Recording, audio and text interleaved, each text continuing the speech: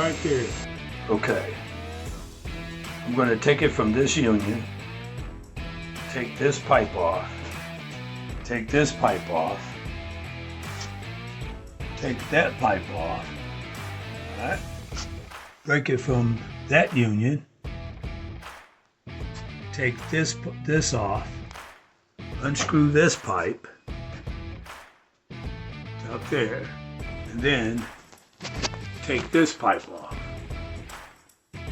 Once I take that pipe off, then I'm going to disable right here at these unions, and I'm going to reseal everything all the way back to here. And that way, every pipe on here will be redone. All right, so here I go.